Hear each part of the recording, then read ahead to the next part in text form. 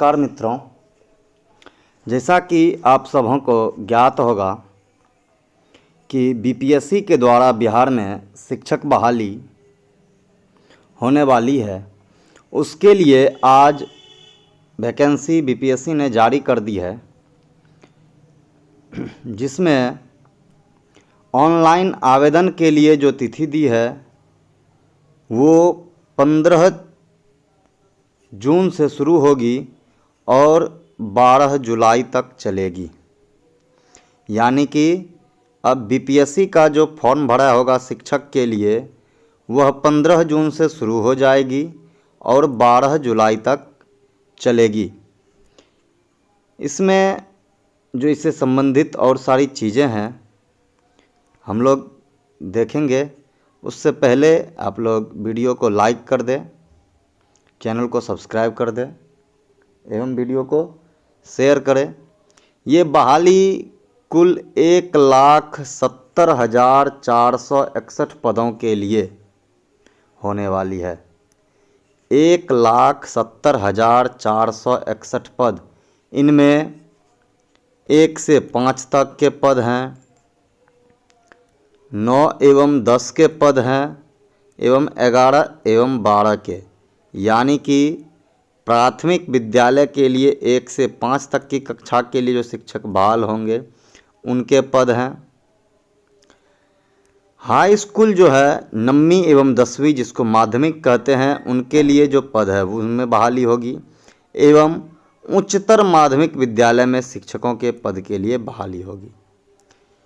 इन सीटों में 1,70,461 सीटों में 1 से 5 तक के लिए जो है उनमें कोई विषयवार रिक्ति नहीं है, क्योंकि 1 से 5 तक के लिए विषयवार शिक्षकों की नियुक्ति नहीं होती है।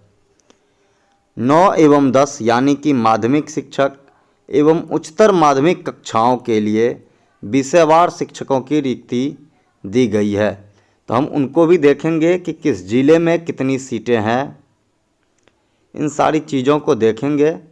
तो वीडियो को लाइक कर दें, चैनल को सब्सक्राइब कर दें। चलिए अब देखते हैं।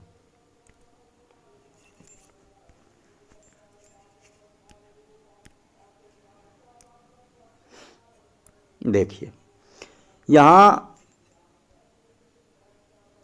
दिया गया है कि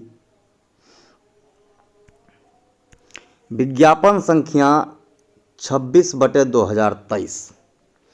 इसमें जो शिक्षा विभाग के अंतर्गत जो बहाली होगी 1,70,461 पदों के लिए, उसके लिए एक चीज़ जो सबसे इम्पॉर्टेंट चीज़ है वो क्या है कि बिहार के अस्थाई निवासी होने चाहिए। यानी कि जो डोमिसाइल जिनका बिहार है, जो कंप्लीटली बिहार के अस्थाई निवासी है, केवल वही लोग भर सकते हैं। भारत के दूसरे राज्य के लोग इस फॉर्म को नहीं भर सकते हैं। केवल बिहार के लोग ही इस फॉर्म को भर सकते हैं। इसके लिए क्लियर प्रावधान दिया गया है कि केवल बिहार के लोग ही इसको भर सकते हैं। बिहार राज्य के अस्थाई निवासी उम्मीदवारों से, यानी कि जो बिहार राज्य के अस्थाई निवासी है उनके लिए केवल ये होगा, वो भर सकते हैं। अब देखिए, 1 से 5 तक के अध्यापक के लिए जो रिक्ति दी गई है उनके लिए क्या है। कहता प्राथमिक विद्यालय के मूल कोटि 1 से 5 तक के विद्यालय के लिए जो सीट है, समान विषय में जो कुल सीट है वो है 67,066। ये सामान्य विषय के सीट हैं 67,066, जिनके अलावे दृष्टिबाधित, मूक बधिर, अस्थि दिव्यांग, मनोविकार दिव्यांग और स्वतंत्रता सेनानी के लिए अलग से सीटें आरक्षित की गई है। तो ये जो अलग से आरक्षित सीटें हैं, इनके अलावा जो सीटें हैं वो है 67,066 सीटें समान विषय के, जिनमें अनारक्षित के सीट हैं अनारक्षित की जो सीट है वो है 13,397 पुरुष के और 13,435 महिला सीट है। ईडब्ल्यूएस के लिए 3357 मेल का है और 3345 फीमेल का सीट है। अत्यंत पिछड़ा के लिए 6024 सीट पुरुष के लिए है और 6045 सीट महिला के लिए है। पिछड़ा वर्ग के लिए 4000 सीट है पुरुष का और 4000 सीट 4027 सीट महिला का है। तो यानी कि हम कह सकते हैं कि बहुत ज़्यादा सीटें नहीं है। पूरे बिहार में सामान्य भाषा में महिला के लिए 4000 सीट है और पुरुष के लिए पिछड़ा वर्ग में 4000 सीट है। तो कुल जो ये सीटें आई हैं तो ये सीटें 1 से 5 तक के अध्यापक के लिए है। इनमें दिया गया है श्रेणी एवं सेवा के अधीन वर्ग। ये क्या होता है इसको देखेंगे। श्रेणी एवं सेवा के अधीन वर्ग ये है कि आपकी जो नियुक्ति होगी वह किस श्रेणी में होगी। तो आप विद्यालय के अध्यापक होंगे एवं आप अराजपत्रित कर्मी होंगे। आपका वेतनमान 1 से 5 तक के लिए जो वेतनमान है वो 25,000 फिक्स किया गया है प्रति माह। ये आपका मूल वेतन हुआ। मूल वेतन जो है यह 25,000 है एवं इसके साथ अन्न भत्ते दिए हुए हैं। अन्न भत्ते कहने का मतलब हुआ कि मूल वेतन के अलावे आपको डीए दिया जाएगा, आपको एचआर दिया जाएगा, आपको मेडिकल दिया जाएगा। ये 3 चीज़ जो है आपको मिलेगा मूल वेतन के अनुसार। यदि मूल वेतन 25,000 है और अभी डीए 48% हो जाए, अभी 42% है, तो मूल वेतन का 42% आपको डीए मिलेगा। जो एचआर अलग अलग जगह के लिए अलग अलग रेट है वो मिलेगा मूल वेतन के अनुसार। और मेडिकल 1,000 रुपये मिलता है। यानी कि आपका जो वेतन है वो 25,000 के अनुसार बनेगा। 25,000 मूल वेतन के अनुसार होगा और आपकी नौकरी अस्थाई होगी। यानी कि 60 वर्षों तक आपकी नौकरी होगी और आपको नई पेंशन योजना दी जाएगी। आपको एनपीएस ही मिलेगा। आपको ओल्ड पेंशन स्कीम में नहीं रखा गया है।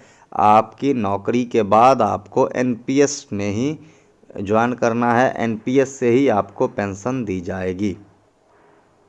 इसके बाद है परीक्षमान अवधि। परीक्षमान अवधि यानी कि परीक्षण। आपको देखा जाएगा कि आप किस तरह से काम कर रहे हैं। जिस दिन आप योगदान किए उस दिन से 2 वर्ष तक की अवधि परीक्षमान अवधि मानी जाएगी एवं परिवीक्षा अवधि संतोषजनक नहीं पाए जाने पर परिवीक्षा अवधि का विस्तार 1 वर्ष के लिए किया जाएगा। यानी कि ये परीक्षमान अवधि जो है कुल 3 वर्षों के लिए हो गई। परीक्षमान अवधि कुल 3 वर्षों के लिए हो गई। ये परीक्षमान अवधि सभी वर्गों के शिक्षकों के लिए है, चाहे वह 1 से 5 हो, चाहे 9 या 10 के हो या 11 एवं 12 के शिक्षक हो। सभी के लिए परीक्षमान अवधि 3 वर्षों की है। मुख्य अवधि 2 वर्षों की है। यदि संतोषजनक नहीं पाई जाती है तो आपकी परीक्षमान अवधि 1 वर्ष के लिए बढ़ा दी जाएगी। 9 से 10 के लिए अलग अलग विषयवार रिक्ति है जिनमें कुल सीटें जो है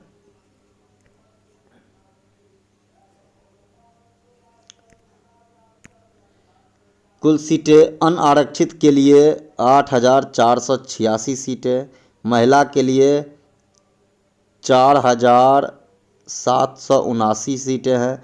यानी कि अनारक्षित महिला में सीटें कम्प्लीटली आधी हो गई है।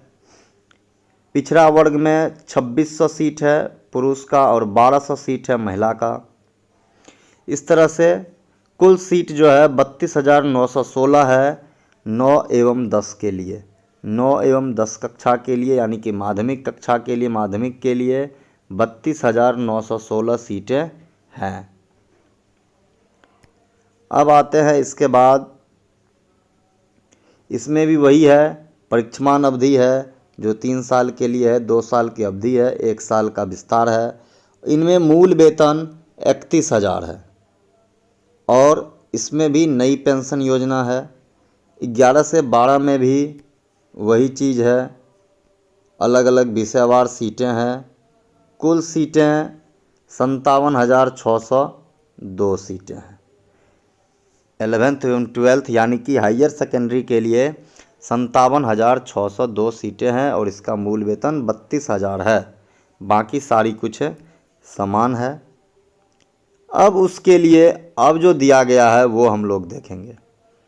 अब क्या दिया गया है, अब विभाग का कहना है कि विज्ञापित रिक्तियों की संख्या औपबंधिक है, जो घट बढ़ सकती है, यानी कि जो रिक्ति है वो घट भी सकती है और बढ़ भी सकती है। यदि अभ्यर्थियों की संख्या बहुत ज़्यादा होती है तो परीक्षा का संचालन एक से अधिक चरणों में आयोजित किया जा सकता है। न्यूनतम अर्हता क्या है? न्यूनतम अर्हता यानी कि मिनिमम रिक्वायरमेंट, मिनिमम क्राइटेरिया जो है वो क्या है? भारत का नागरिक हो एवं बिहार राज्य का अस्थायी निवासी हो, यानी कि दूसरे राज्य के लोग नहीं भर सकते हैं, बिहार राज्य के अस्थायी निवासी ही इस पद के योग्य होंगे। अब अलग अलग पद के लिए अलग अलग योग्यता, शैक्षणिक एवं प्रशैक्षणिक योग्यता जो है वह अलग अलग है। 1 से 5 कक्षा के लिए जो शैक्षणिक एवं प्रशैक्षणिक योग्यता है वह है न्यूनतम 50% अंकों के साथ उच्चतर माध्यमिक, यानी कि 50% के साथ इंटर। इस पद के लिए 1 से 5 के लिए जो न्यूनतम शैक्षणिक एवं प्रशैक्षणिक योग्यता है वह 50% अंकों के साथ उच्चतर माध्यमिक, यानी कि 50% अंकों के साथ इंटर हो, या 45% अंकों के साथ उच्चतर माध्यमिक एवं प्रारंभिक शिक्षा शास्त्र में द्विवर्षीय डिप्लोमा। ये द्विवर्षीय डिप्लोमा क्या हो गया प्रारंभिक शिक्षा शास्त्र में? ये हो गया आप डीएलएड जो है वो किए हुए हो 2 साल के, या 45% के साथ इंटर एवं 2 साल का डिप्लोमा, ठीक, या 50% अंकों के साथ इंटर एवं 4 वर्षीय बीएलएड, या 50% अंकों के साथ इंटर एवं विशेष शिक्षा में 2 वर्षीय डिप्लोमा। यानी कि आपके लिए मिनिमम रिक्वायरमेंट 50% के साथ इंटर एवं 2 साल का डीएलएड ये होना चाहिए, या 2 साल का बीएड भी चलेगा, और 55% अंकों के साथ उसके समकक्ष स्नातकोत्तर एवं 3 वर्षीय एकीकृत बीएड एमएड। ये कोर्स आता था जब बीएड और एमएड एक ही साथ होता था, उसके लिए 3 साल का कोर्स होता था, तो 3 साल का बीएड या एमएड और 50% अंकों के साथ वो है। उसके साथ कुछ और दिया हुआ है, ये और जो है ये क्या है इसको देखते हैं हम लोग। ये है कि यदि आप 1 से 5 तक की कक्षा में पढ़ाने के लिए नियुक्त होते हैं, ठीक, तो यदि आप शिक्षा स्नातक की उपाधि प्राप्त किए, यदि आप बीएड किए हुए हैं, डीएलएड जो किया हुआ है उसके लिए कोई दिक्कत नहीं है, लेकिन जो बीएड किए हुए हैं उनके लिए क्या है कि यदि आप 1 से 5 तक की कक्षा में पढ़ाने के लिए नियुक्त होते हैं तो आपको नियुक्ति के 2 साल के भीतर, नियुक्त होने के 2 साल के भीतर 6 महीने का ब्रिज कोर्स करना होगा। 6 महीने का ब्रिज कोर्स करना होगा और इसको पूरा करने के लिए 6 महीने का सवैतनिक अवकाश मान्य होगा। यानी कि 6 महीने की आपको छुट्टी दी जाएगी, उस दौरान आपका वेतन मिलता रहेगा, लेकिन आपको 2 साल के अंदर वो ब्रिज कोर्स पूरा करना होगा। उसी तरह से सभी के लिए, चाहे जो भी हो, उर्दू हो, बांग्ला हो, जो भी हो, उसमें 2 साल का ये ब्रिज कोर्स जो है वो करना होगा। उसके बाद है ये अत्यंत पिछड़ा अनुसूचित जाति को 5% का छूट है। 9 से 10 के अध्यापक के लिए जो है 50% अंक सहित किसी मान्यता प्राप्त विश्वविद्यालय से स्नातक यानी कि ग्रेजुएशन या पीजी एवं बीएड ये जरूरी है। इसके बाद क्या है कि और सब चीज़ें हैं, बीसीएड, बीएड, बीएड ये सब है, और वही 5% की छूट है। 9-10 में गणित है, विज्ञान है, सामाजिक विज्ञान है, भाषा से संबंधित विषय है, ये सब चीज़ें हैं। फिर 11 से 12 में 50% अंकों के साथ स्नातकोत्तर होना चाहिए, पीजी होना चाहिए और बीएड होना चाहिए। यानी कि मिनिमम रिक्वायरमेंट जो है 9 से 10 के लिए 9वीं एवं 10वीं कक्षा माध्यमिक के लिए स्नातक है एवं बीएड है, जबकि 11 से 12वीं कक्षा के लिए आपको 50% अंकों के साथ पीजी चाहिए प्लस बीएड चाहिए। ये मिनिमम रिक्वायरमेंट है। 9 से 9वीं एवं 10वीं कक्षा के लिए स्नातक 50% अंक के साथ एवं 2 साल का बीएड, जबकि जो 11वीं 12वीं उच्चतर माध्यमिक कक्षा में होंगे उसके लिए 50% अंकों के साथ पीजी चाहिए और बीएड होना ज़रूरी है। इसके बाद हम आते हैं, ये तो विषय समूह है। विषय समूह यानी कि आप यदि फिजिक्स के लिए है तो आप किस किस चीज़ से होंगे तो आप फिजिक्स में भर सकते हैं। जैसे फिजिक्स है, किसी का इलेक्ट्रॉनिक्स है, अप्लाइड फिजिक्स है, न्यूक्लियर फिजिक्स है, तो ये सब्जेक्ट जिसका पीजी में होगा वो फिजिक्स में भर सकते हैं। केमिस्ट्री या बायोकेमिस्ट्री के स्टूडेंट केमिस्ट्री में भर सकते हैं। Economics, applied economics, business economics, ये इकोनॉमिक्स में आ सकता है।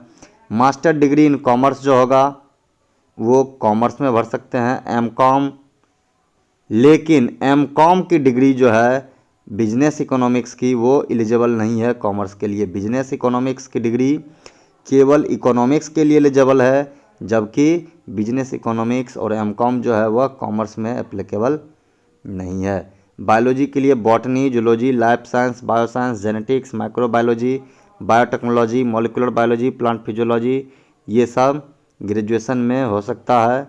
और मैथमेटिक्स में मैथमेटिक्स और अप्लाइड मैथमेटिक्स ये चीज़ें हैं। 11वीं एवं 12वीं के कंप्यूटर विज्ञान शिक्षक के लिए 50% अंकों के साथ इन विषय में ये जो है DOECC ये ए स्तर से, या कंप्यूटर साइंस या IT, BE, BTech ये चलेगा। ये MTech पोस्ट BTech की उपाधि में कंप्यूटर में पोस्ट ग्रेजुएट डिप्लोमा, ये सब जो है कंप्यूटर साइंस में स्नातकोत्तर होना चाहिए या MCA होना चाहिए, ये सब भी चलेगा। ठीक, तो कंप्यूटर साइंस में ये सब है। MCA का 3 वर्ष का कोर्स जो 6 सेमेस्टर में है उनके लिए है। और सबसे बड़ी बात है कि कंप्यूटर विज्ञान के शिक्षकों के लिए बीएड की योग्यता अनिवार्य नहीं है, उनके लिए बीएड जरूरी नहीं है, वो बिना बीएड के भी ये फॉर्म भर सकते हैं। संगीत विषय के लिए 50% अंकों के साथ मान्यता प्राप्त विश्वविद्यालय से या बोर्ड से या संस्थान से संगीत शिक्षा में स्नातकोत्तर उपाधि या उसके समकक्ष अर्हता चाहिए। मान्यता प्राप्त संस्थान के संबंध में किसी प्रकार का विवाद उत्पन्न नहीं हो, यदि विवाद है तो उसके लिए प्रशासनिक विभाग का निर्णय मान्य होगा। अगला है कि वाणिज्य संकाय में किस किस चीज़ के लिए है, और ये जो शैक्षणिक एवं प्रशैक्षणिक प्रमाण पत्र है ये इसकी मान्यता के संबंध में दिया है उपबंध कि केंद्र अथवा किसी राज्य सरकार द्वारा स्थापित बोर्ड से निर्गत मैट्रिक या समकक्ष इंटरमीडिएट एवं समकक्ष प्रमाण पत्र मान होगा। यानी कि भारत के किसी भी राज्य से किसी भी बोर्ड से पढ़ा हुआ हो उसका मान होगा। उसके बाद एनसीटीई है। स्नातकोत्तर के संबंध में मौलाना मजहरुल हक अरबी फारसी विश्वविद्यालय पटना के आचार्य की उपाधि संस्कृत विषय के स्नातकोत्तर के समतुल्य मानी जाएगी, वो सब है। और जो सबसे मेन चीज़ है वो क्या है कि प्राथमिक शिक्षक के लिए 1 से 5 के शिक्षक के लिए सीटेट पेपर 1 या बीटीईटी पेपर 1 में पास होना जरूरी है। माध्यमिक विद्यालय यानी कि 9 से 10 के लिए एसटीईटी में पेपर 1 पास होना जरूरी है एवं उच्चतर माध्यमिक के लिए एसटीईटी पेपर 2 में पास होना जरूरी है। लेकिन जो शिक्षक 2012 से पूर्व नियुक्त हुए हैं और जो कार्यरत शिक्षक हैं, जो अभी 2012 अभी कार्यरत शिक्षक है, जो शिक्षक अभी कार्य कर रहे हैं और यदि वह 2012 से पूर्व नियुक्त है तो उनके लिए दक्षता उत्तीर्ण होना जरूरी है। शिक्षक पात्रता परीक्षा यानी कि टीईटी उत्तीर्ण होना जरूरी नहीं है। जो शिक्षक अभी 2012 से पहले से नौकरी कर रहे हैं उनके लिए दक्षता उत्तीर्ण होना जरूरी है, टीईटी उत्तीर्ण होना जरूरी नहीं है। एक चीज़ और है कि जो अभी बीएड कर रहे हैं, जो परीक्षार्थी और जो अभ्यर्थी अभी बीएड कर रहे हैं, सीटेट पास है और बीएड के सेकेंड ईयर में पढ़ रहे हैं, उनके लिए वो भी फॉर्म अप्लाई कर सकते हैं, लेकिन उनकी परीक्षा की तिथि 31/8/2023 तक हो जानी चाहिए।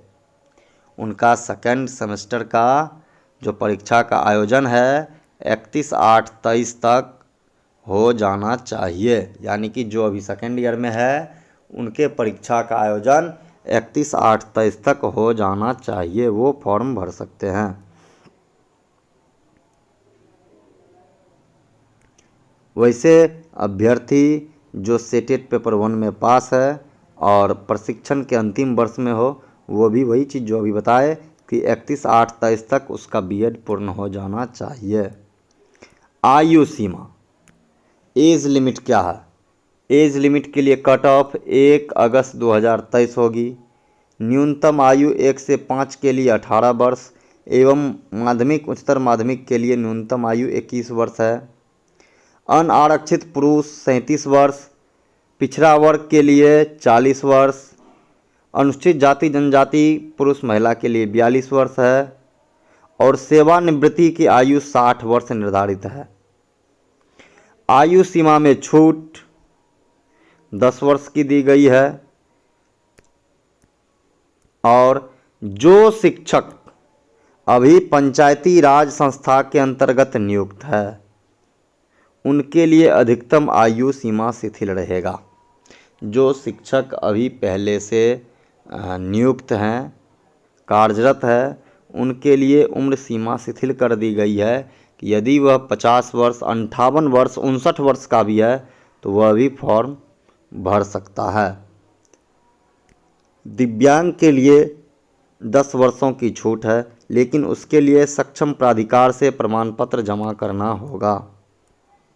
चयन प्रक्रिया के लिए ये पहले भी हम बता चुके हैं पहले वीडियो में कि भाषा होगी, भाषा में 100 होगा जिसमें से 25 एवं 75 होगा। 25 जो है वह अंग्रेज़ी होगा, 75 जो है हिंदी, उर्दू, बांग्ला में से कोई एक होगा। और ये भाषा की परीक्षा प्राथमिक, माध्यमिक एवं उच्चतर माध्यमिक सभी तरह के शिक्षकों को देनी होगी। अब स्पेशल क्या होगा, तो समान अध्ययन जो 1 से 5 के शिक्षक हैं उनके लिए केवल समान अध्ययन का परीक्षा होगा जिनमें 120 सवाल होंगे और समान अध्ययन में प्राथमिक गणित, मानसिक क्षमता, इस पर पहले से एक वीडियो बना हुआ है तो हम इससे आगे बढ़ते हैं। माध्यमिक कक्षा के लिए जो है वो ये है, समान विषय एवं समान 120 क्वेश्चन रहेगा और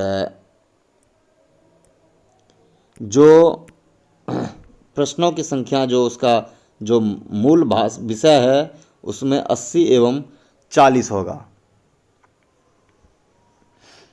तो 80 जो है उसको विषय से संबंधित सवाल पूछे जाएंगे और 40 जो है समान अध्ययन से पूछे जाएंगे।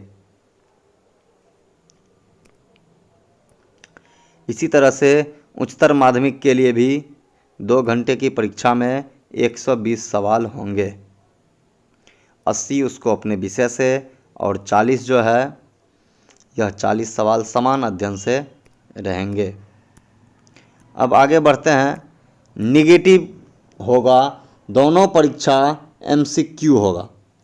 दोनों जो परीक्षा होगा यानी कि फर्स्ट एवं सेकंड जो होगा भाषा का और जो विषय की परीक्षा होगी, दोनों के लिए दोनों MCQ होगा और उसमें प्रत्येक उत्तर के लिए ऋणात्मक अंक दिए जाएंगे, निगेटिव मार्किंग दी जाएगी। लेकिन यह निगेटिव मार्किंग कितना होगा ये नहीं दिया गया है कि निगेटिव मार्किंग कितना होगा, हम कितना गलत पर कितना अंक काटेंगे ये नहीं दिया गया है। और पास हम लोग कितना में होंगे वो दिया है कि जो समान वर्ग के उम्मीदवार है उसके लिए 40%, पिछड़ा वर्ग के उम्मीदवार के लिए 36.5%, अत्यंत पिछड़ा के लिए 34% और SC ST के लिए 32% न्यूनतम अंक लाना होगा। अब है कि अभ्यर्थी किसी एक ही विषय का चयन कर सकते हैं जिस विषय में उन्होंने STET या TET पास की है। एक से अधिक विषय में यदि शिक्षक पात्रता परीक्षा उत्तीर्ण हुए हो, उस स्थिति में भी अभ्यर्थी अपनी इच्छा से एक ही विषय का चयन कर सकते हैं। यानी कि आप भले ही STET 2 या 2 से अधिक विषयों में पास हो, लेकिन आप केवल एक ही विषय का चयन कर सकते हैं, एक ही विषय से फॉर्म भर सकते हैं और इसमें साक्षात्कार नहीं लिया जाएगा, इंटरव्यू नहीं लिया जाएगा। मेधा सूची कैसे बनेगी? तो मेधा सूची सफल अभ्यर्थियों की औपबंधिक मेधा सूची जो है लिखित परीक्षा के कुल प्राप्तांक के से तैयार होगी और यदि प्राप्तांक समान है तो पहले उम्र में समानता होने पर देवनागरी लिपि में वर्णमाला के नाम के अनुसार उम्मीदवार को वरीयता दी जाएगी। और एक से अधिक पद पर यदि आप आवेदन करते हैं, आप मान लीजिए कि यदि आप हाई स्कूल के लिए भी आवेदन कर रहे हैं, +2 के लिए भी आवेदन कर रहे हैं, तो आपको प्रायोरिटी अंकित करनी होगी कि आप किस में जाना चाहते हैं। यदि आप दोनों में पास आउट हो गए तो आपको प्रायोरिटी पहले से फिल करनी होगी कि आपको हाई स्कूल में जाना है या +2 में जाना है या प्राथमिक में जाना है। ये ऑनलाइन आवेदन करते समय ही आपको ये एंट्री करना होगा, आवेदन में ही दर्ज करनी होगी। आपको जो रिक्त पद होगी उनके अनुसार एक ही पद आवंटित किया जाएगा और जब पद आवंटित हो जाएगा तो आपको दूसरे संवर्ग में विचार नहीं किया जाएगा। यानी कि आपसे पहले ही मांग लिया जाएगा कि आप किस में जाना चाहते हैं और यदि उसमें आपके लिए पद आवंटित हो गया तो दूसरे में आपके लिए कोई विचार नहीं किया जाएगा। आपसे आवेदन के समय ही 3 जिला का नाम मांग लिया जाएगा जहां आपको नौकरी दी जा सकती है। ये 3 जिला का नाम मांगेगा, 3 जिला का लिस्ट। यदि उनमें हो गया तो मेधा के आधार पर जिला का आवंटन होगा। यदि किसी में नहीं हो सकता है तो अल्फ़ाबेटिकल रिक्त पद वाले जिला आवंटित की जाएगी। यानी कि आपको ये फिक्स नहीं है कि किस जिले में नौकरी होगी। और अंतिम रूप से नियुक्त जो होंगे तो मेरिट कम चॉइस के आधार पर जिला शिक्षा पदाधिकारी आपको नियुक्त करेंगे। उस जिला में किस विद्यालय में नियुक्ति होगी यह काम उस जिला के DO को दिया जाएगा। आपको केवल जिला आवंटित कर दिया जाएगा बोर्ड के द्वारा और जिले में किस विद्यालय में होगा इसके लिए आपको जिला शिक्षा पदाधिकारी मेरिट कम चॉइस के आधार पर विद्यालय उपलब्ध कराए जाएंगे। यदि किसी विद्यालय में आप जो जिला के विद्यालय में नहीं सीट रिक्त रहेगी तो आपको किसी भी विद्यालय में आपकी पदस्थापना की जा सकती है। इसके बाद यही सब है, आरक्षण है, क्या क्या आरक्षण का है, कैसे लगेगा, कितना कोड दिया है आरक्षण का, और दिव्यांगता है उन सब के लिए अलग अलग तरह से आरक्षण है। तो ये दिया हुआ है कि यदि आपको बोर्ड कभी भी मांग सकता है तो ये सब प्रस्तुत करना ज़रूरी होगा। इसमें कुछ नहीं है, वही है, मैट्रिक का अंक पत्र है, विज्ञापन के अनुसार शैक्षणिक योग्यता जो है उसका प्रमाण पत्र है, शैक्षणिक योग्यता का अंक पत्र है, अस्थायी निवासी प्रमाण पत्र है, क्रीमिलेयर है, ये सब मांगा जा सकता है, फ़ोटो युक्त पहचान पत्र। अब हम देखेंगे कि इसमें शुल्क कितना है, फॉर्म भरने में कितना शुल्क लगेगा। यहाँ दो चीज़ में कन्फ्यूजन हो सकता है, एक बायोमेट्रिक फ़ी है और एक फ़ी है। बायोमेट्रिक फ़ी 200 रुपये रखी गई है और फ़ी जो है समान अभ्यर्थियों के लिए 750 रुपये रखी गई है। तो क्या आपको 750 और 200 यानी कि 950 रुपये देने होंगे? तो ऐसा नहीं है। जो लोग फॉर्म भरने वक्त आधार नंबर देंगे, जो अपना बायोमेट्रिक आधार से प्रूफ कर देंगे, यानी कि फॉर्म भरने वक्त जो लोग आधार नंबर डालेंगे उसके लिए ये 200 रुपये नहीं लिए जाएंगे। आधार संख्या डालने पर 200 रुपये का अतिरिक्त फ़ी नहीं लिया जाएगा, भुगतान नहीं करना होगा। और ऑनलाइन आवेदन की तिथि 15 से है और 12 जुलाई तक चलेगी, जबकि अगस्त में डेट एग्ज़ाम का सरकार बोर्ड घोषित कर चुकी है। जबकि बोर्ड ने कहा था कि फॉर्म भरने के 3 महीने तक हम पढ़ने के लिए देंगे, उसके बाद परीक्षा लेंगे। तो हमको जो लगता है वो ऐसा है कि परीक्षा तुरंत होने वाली नहीं है, इसमें बहुत सारा झोल है, झोल फंसेगा, पेंच फंसेगा और ज़रूर फंसेगा, बहुत सारी चीज़ें हैं, तो वो देखा जाएगा। कहता है कि जब हम फॉर्म भरेंगे तो फॉर्म भरने के बाद एडिट का ऑप्शन रहेगा, जो पेमेंट करने के पूर्व तक, यानी कि जैसा हम लोग बीपीएससी का फॉर्म भरते हैं कि सेम टू सेम वही सिस्टम रहेगा। पेमेंट करने के बाद कोई भी एडिट नहीं हो पाएगा। पेमेंट करने के बाद पुनः लॉगिन करने के बाद डाउनलोड फील्ड एप्लीकेशन सेक्शन जा कर के हम लोग भरा हुआ आवेदन पत्र डाउनलोड करके रख लेंगे और डाउनलोड किया हुआ फॉर्म को भेजना नहीं है, बोर्ड को वापस नहीं भेजना है। User ID, password, email ID ये सब चीज़ें अंकित करके सुरक्षित रख लेंगे। तब तक सुरक्षित रखेंगे जब तक कि परीक्षाफल प्रकाशित नहीं हो जाता है।